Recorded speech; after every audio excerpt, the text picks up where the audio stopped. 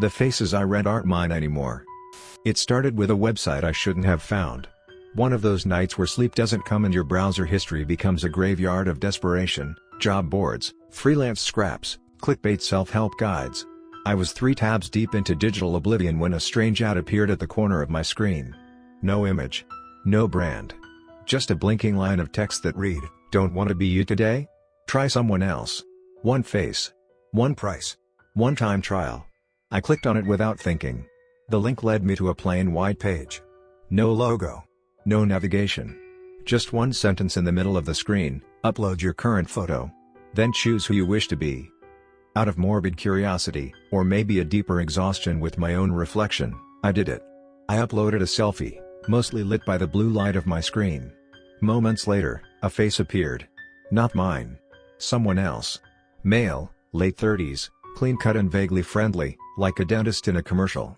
Below the image was a drop-down: select duration, 12 hours, 24 hours, 3 days, custom.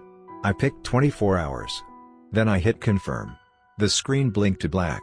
For a full 3 seconds, nothing happened. Then came a final line: "Your mask has been applied. Do not forget the rules." I didn't get any rules then. Just a buzzing in my ears and a deep heat crawling under my skin. When I looked in the mirror, I almost screamed. It wasn't a filter, wasn't a trick of the light. I was staring at someone else. My body, my voice, but the face was new. It responded to my every blink, twitch, and furrowed brow like it belonged to me. I couldn't see the seams. And stranger still, when I passed by people on the street that day, they didn't recognize me, not even my own neighbor, who I'd nodded to every morning for years.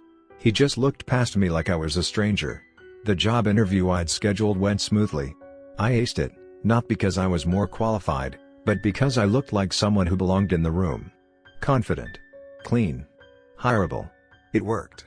And when the 24 hours ended, the heat returned, a gentle burn under my cheekbones, like a sunburn retreating, and I was me again. I should have stopped there. But I didn't. The power was subtle, but addictive. Over the next 2 weeks, I went back to the site, when I could find it. Sometimes it appeared in my bookmarks without warning. Sometimes I'd have to type nonsense into the address bar and just hope. Every time I returned, the interface was slightly different. A new face here. A sharper jawline there. A version of me that looked smarter, smoother, colder. I tried on personalities like outfits, the approachable freelancer, the intimidating executive, the romantic drifter. And every time, I'd get what I wanted: a callback, a discount, a phone number. But after the 3rd or 4th time, the envelopes started arriving. I never saw who delivered them. Just found them on my kitchen counter each morning after using a new mask. Plain, off-white paper. No writing on the outside. Inside, always the same. Rules for face rental service. 1. Only one face per week. Violating this may cause facial overlap or memory bleeding. 2. Do not sleep while wearing a face. They dream differently, and dreams spread.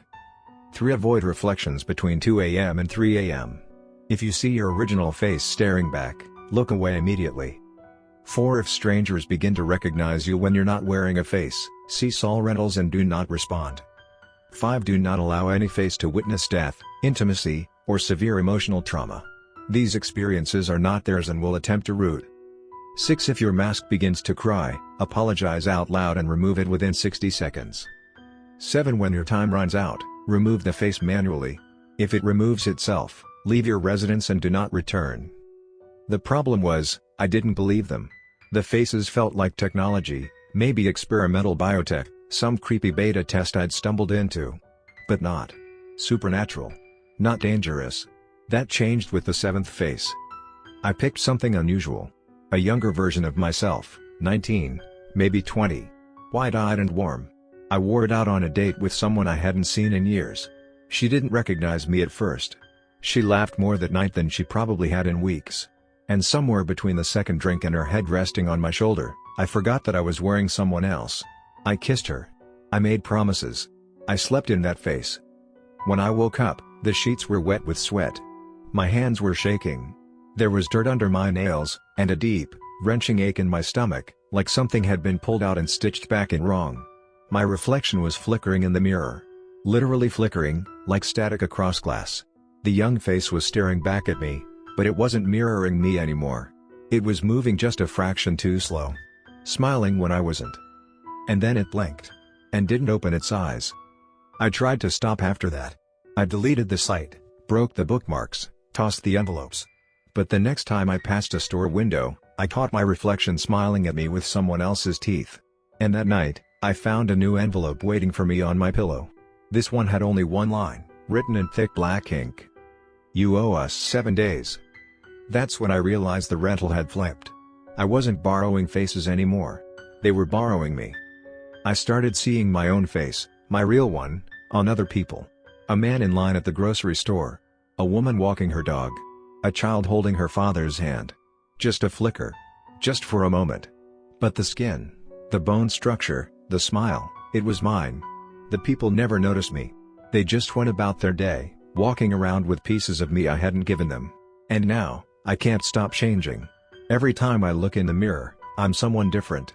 Not someone I chose, someone new. Their names come with memories I don't recognize. I've started talking in voices that aren't mine.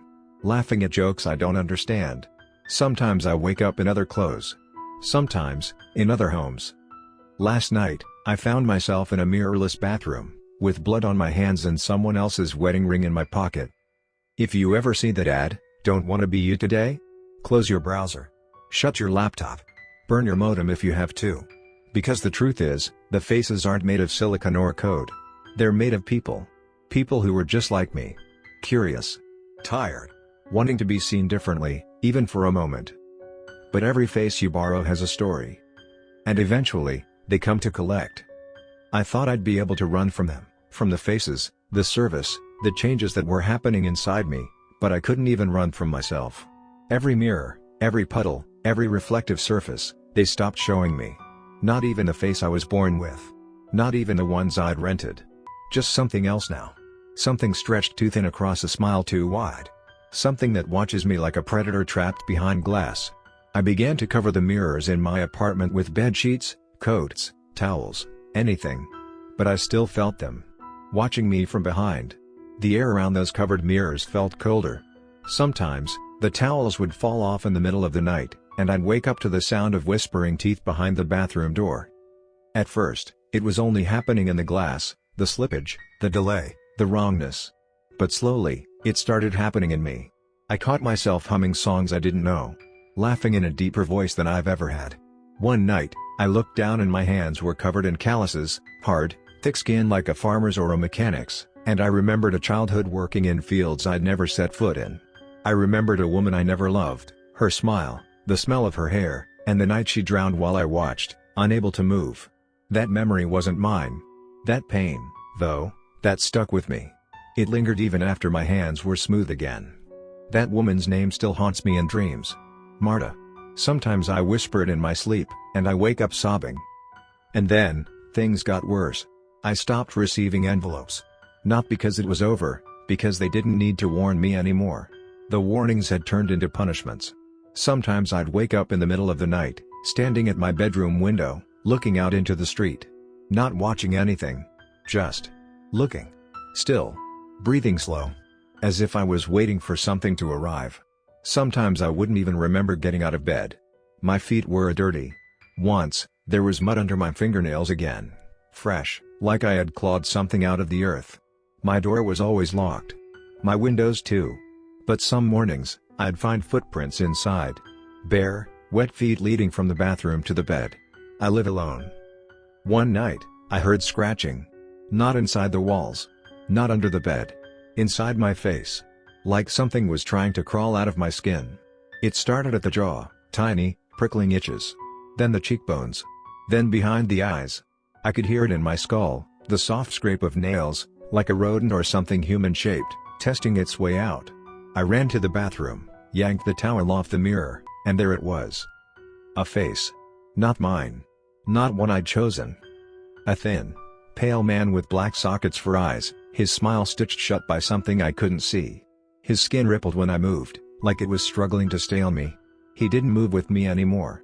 He moved just after I did, like he was following my actions with a delay, learning, mimicking. He didn't blink. Didn't breathe. Just watched. And then, after maybe 20 seconds, He opened his mouth without breaking the stitches. And from that mouth, my voice came out. "You didn't return what you borrowed." After that, I stopped sleeping. I tried, but every time I closed my eyes, I'd find myself back in that website interface. Not on a screen. Not in a dream. In it. Surrounded by walls made of flesh, blinking portraits hung like paintings. Faces suspended mid-expression, some screaming, some sobbing, some completely blank. And then a question would appear in the air, spelled out in pulsing veins across the wall. "Would you like to try something permanent?" I never answered. But I always woke up with new faces flickering in and out of mine throughout the day, like I was a carousel of the dead, every blink a new life leaking into mine. I started seeing things I shouldn't. Children crying in empty alleyways. A hand waving at me from inside a streetlight. Faces in crowds that looked just like mine, watching me from across the road. They didn't move. Didn't blink. They just waited. And then the voices began. Not loud. Not demonic. Just soft, familiar. They called me by names I've never had: Jonah, Kim, Terrence, Lana, Mikhail. Faces I must have worn. People I must have replaced. They whispered apologies. Warnings. Begged me to let them out. I tried clawing at my face once. I was in the kitchen. I had a paring knife. I remember screaming, "Who are you?" over and over while I scraped at my jaw. But there was no blood. Only a soft cracking sound, like peeling fruit, and underneath, not bone. Just another face. I saw the edges of it, smiling. Waiting. I passed out. When I woke up, I wasn't in my apartment. I was in a hotel room. A cheap one. One of those rooms that smells like bleach and secrets. The mirror was covered, but I could see my reflection moving beneath the bedsheet, pacing back and forth, even though I was still sitting down. My phone had no service. My wallet was gone. And the only thing on the nightstand was a folded slip of paper, torn at the edges. It read, "We are done borrowing. You are ours now. The rental is complete." I don't know who he is. I don't know how many people I've worn. I don't know if my original face is even recoverable at this point. Every day I look different. Sound different. Think in ways that don't feel like my own. I've started dreaming of lives I haven't lived. Funerals I've never attended. Murders I never committed. Or maybe I did. Maybe I was wearing someone else when I did them. I'm writing this now from an internet cafe in a city I don't recognize. Everyone around me is a stranger, but some of them look at me like they know me. Like they remember me. One of the baristas smiled when I walked in and said, "Back again?" I asked her what she meant. She just laughed and said, "You're always different, but your eyes stay the same." I don't know how much time I have left before I change again. Before I'm gone entirely, replaced by one of the borrowed. If you see that ad, the one that says you can wear a different face just for a little while, don't click it. Because eventually, the faces stop being yours. Eventually, the choices stop being yours.